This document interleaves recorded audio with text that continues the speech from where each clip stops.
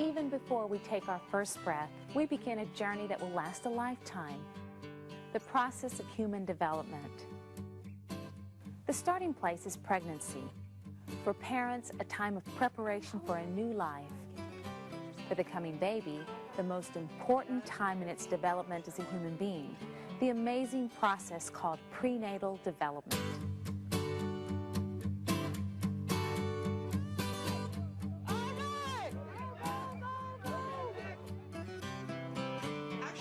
Knowledge of what happens during pregnancy is crucial for a happy, healthy experience. In this program, part 1 in a series on child development, we'll guide you through these 9 months and show you what happens to most expectant mothers and the babies growing inside them. Once a month, a woman's ovaries release an ovum or egg. In about 2 days, the egg moves through the fallopian tubes to the uterus, the organ in which the baby develops during pregnancy. Conception occurs when an egg is fertilized by a sperm. This is the first of 3 stages of pregnancy, the zygote or fertilized egg stage. Over 2 weeks, the zygote finds its way to the uterus. The single zygote cell becomes 2, 2 becomes 4, until the zygote is a mass of cells about the size of the head of a pin. The second phase, the embryo stage, lasts from about the 3rd to the 8th week of pregnancy. The embryo begins developing what will become all the major systems of the human body: heart and lungs, bones and muscle. The next important milestone is the formation of a sac around the embryo filled with liquid called amniotic fluid. Next is development of the placenta, the thick layer of tissue between the walls of the uterus and the embryo. Its blood vessels carry food and oxygen from the mother's bloodstream to the baby's umbilical cord, then to the baby. The third and last stage of pregnancy is the fetus stage, which lasts from about the 8th or 9th week of pregnancy until the birth. As the fetus grows, so does the amount of amniotic fluid, the size of the uterus, and the abdomen. This is when a woman may begin to show or look pregnant. Most babies develop normally and are born healthy. Sometimes, however, prenatal development doesn't proceed as planned. Some babies are born with birth defects, and although scientists don't fully understand all of them, they have identified 4 main causes: heredity, environment, abnormal genes, or chromosome errors. Prenatal tests can sometimes determine the probability of certain birth defects. Responsible parents-to-be take steps to minimize the chance of birth defects. Some causes can be controlled by avoiding alcohol, caffeine, inhalants and tobacco, most drugs and medications, and exposure to external hazards like radiation from X-rays. Good prenatal care is essential, so a woman who thinks that she may be pregnant should see a doctor immediately, either a general practitioner or an obstetrician, a doctor who specializes in pregnancy and childbirth. The earlier a woman comes to see her physician after noticing that she's pregnant, the better.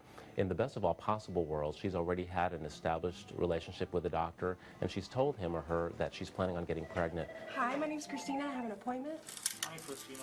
Because a lot of times what we want to do is we want to go through their medical history and through their family history to make sure that there's not something that we can do to intervene ahead of time. It's real important to get into prenatal care early, because if there are conditions that there could be some complications, there's some things that we can do to prevent them if we know that you're pregnant early. I can have you fill this form right here. On that first initial visit to her health care provider, a woman can expect to undergo an examination and a series of tests, which may range from simple blood work to more extensive procedures. Christina?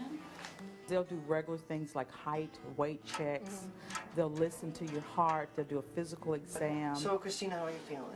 I'm fairly On the well. first prenatal visit, what we basically do is sit down and go over their family history, their medical history, see what kind of things they may be at risk for so that we can target their prenatal care specifically towards them. Everything looks good here except for the diabetes. We'll have The to watch. prenatal lab, the blood work that we get, generally checks for your blood type. We want to make sure that you're not Rh negative. If you are Rh negative, there's a special shot that we'll give you at about 7 months, and then after delivery, depending on the blood type of the baby and the baby's father. Many women worry about symptoms that they may experience during pregnancy. I would say that most of the things that people experience would be bloating, breast tenderness, nausea, but most of those things will subside after the first trimester, and then they may come and go as the pregnancy progresses. Nausea or morning sickness is the most common symptom in early pregnancy, although most women experience the first few weeks without complication. At 11 weeks, I was feeling great. I had no nausea whatsoever. I didn't feel pregnant at all. Sleeplessness because of hormonal changes is also fairly common. Remember, however, any severe symptoms should be reported to your healthcare provider immediately. During the first trimester of pregnancy, the period from conception through the 13th week, the embryo's brain is beginning to develop and the vital organs become apparent. Most of the time, women don't even know they're pregnant until they're about 6 to 8 weeks. During that time, you've got early development occurring. A woman who even thinks that she might be pregnant should avoid drugs, alcohol, and cigarettes because they can interfere with healthy fetal development. The first trimester, the baby is growing all those little organs that it's going to need the rest of its life. And that's why I think that that's the most critical period to really avoid exposure to drugs, exposure to alcohol, cigarette smoking, because it's so susceptible to damage from those outside chemicals. When a woman finds out that she's pregnant, it's extremely important for her to limit or completely cut out alcohol from her lifestyle. Alcohol can be a central nervous system depressant, and this has ongoing effects for the baby after delivery right through childhood. We encourage no drugs, no alcohol, none of those things during pregnancy. It's important for pregnant women not to smoke. Smoking causes an increase in carbon monoxide levels in the mother, and it goes through the mother's bloodstream across the placenta into the baby. As soon as I found out I was pregnant, I stayed clear away from alcohol. I stayed clear away from secondhand smoke. They said think of one little glass of wine or one little beer. All of those cross the placenta, and it can affect the nutrients to the baby. A lot of women don't know it affects the baby twice as much. The single most important factor in prenatal care is good nutrition. By eating a balanced diet, an expectant mother helps her baby grow and develop normally, and she needs to protect her own health. I do crave fruits, fresh things to put in my body because a lot of times I am very hot. By drinking water, eating fresh fruit, eating healthier things helps me feel a lot better. I make sure I'm drinking more milk and I'm eating yogurt. I don't really care for yogurt, but you know the things you do for the baby. It's worth it. It was very important for me to have a healthy diet. The midwives had instructed me on the food pyramid and told me to eat plenty of vegetables and fruits and grains, and that I needed to drink 8 to 10 glasses of water a day. I recommend people follow the food pyramid. Up at the top of the pyramid is a very small amount, which is sugars and fats, and coming down the pyramid, people should have a couple of good protein servings per day, and that could be meat or fish, could be eggs or a fish substitute like beans or tofu. Also have maybe 3 cups of milk a day or a milk substitute like cheese or yogurt.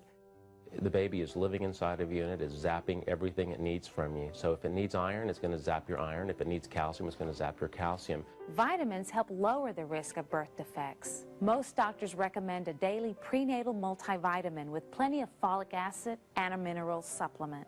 Is the doctor will determine if you need iron. Usually folic acid is always given because that helps prevent the neural tube defects. And in fact, we encourage women to start taking that even before the pregnancy.